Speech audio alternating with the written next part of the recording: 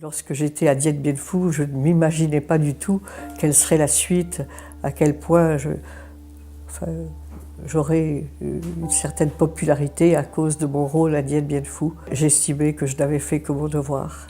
Geneviève de Galard a rendu l'âme à l'âge de 99 ans. C'est un coup du destin qui changea la vie de la jeune infirmière d'alors, spécialisée dans le rapatriement aérien. À sa demande, elle est affectée en Indochine en 1953. Depuis Hanoï, l'infirmière de 30 ans participe aux évacuations de Dien Bien Phu. Le 28 mars 1954, alors que son avion a atterri sur la piste bombardée par le Viet Minh, l'engin endommagé ne peut redécoller et il est détruit dès le lendemain. Bloquée à Dien Bien Phu, elle devient l'ange des blessés, une figure féminine et courageuse, célébrée ensuite comme une star à Paris comme à New York. Le premier jour, je n'ai pas du tout le sentiment d'être bloquée à Dien Bien Phu.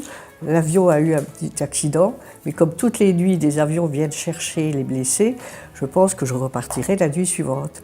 Mais la nuit suivante, la météo a empêché l'avion de venir, et après, c'est le terrain qui avait été trop abîmé. Et c'est le soir du 30 que la grosse attaque, celle qu'on a appelée le début de la bataille des 5 collines, a commencé. Et là, ça a été des journées terribles, avec des quantités de blessés, un sentiment de fin du monde la nuit lors des bombardements. Les premiers jours, je parais au plus pressé, mais ensuite, quand on s'est organisé, le docteur Grovin m'a donné la responsabilité des 40 plus gros blessés, ceux qui étaient à l'antenne. Il y avait 40 lits pour les blessés et 15 lits dans la salle de réanimation. Et c'était là un autre infirmier qui s'occupait de la salle de réanimation. Et là, je faisais ce que le docteur Grovin me demandait, les piqûres, les pansements et tous les soins. Et on avait des blessés de l'abdomen avec des anus artificiels. Il y avait aussi beaucoup d'amputés parce que les amputations étaient des opérations courtes et ça permettait de sauver plusieurs vies. Parfois, c'était le drame du docteur Grovin qui faisait le triage. Il fallait qu'il choisisse entre sauver un blessé ou en sauver 5 ou 6. Mon rôle, c'est d'abord celui d'une infirmière. Je fais les pansements et puis j'aide aussi à nourrir les blessés. Mais aussi, il y avait le fait que je sois une femme. C'était pas parce que c'était moi, c'était parce qu'une femme, pour un homme blessé, c'est plus de douceur, plus d'attention, plus de tendresse. Et il y en avait un qui m'a dit un jour, quand vous entrez dans mon abri, mon moral remonte de 100%.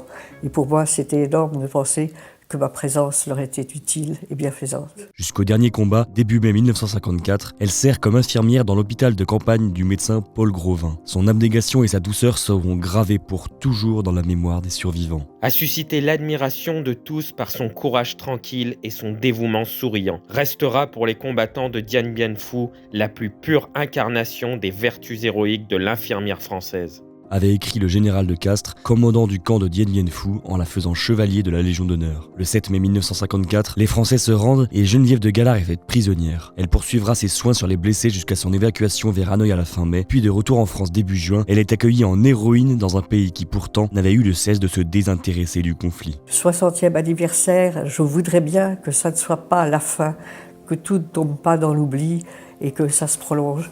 C'est Élie de Saint-Barth qui m'avait fait un devoir de témoigner et je l'ai fait de mon mieux.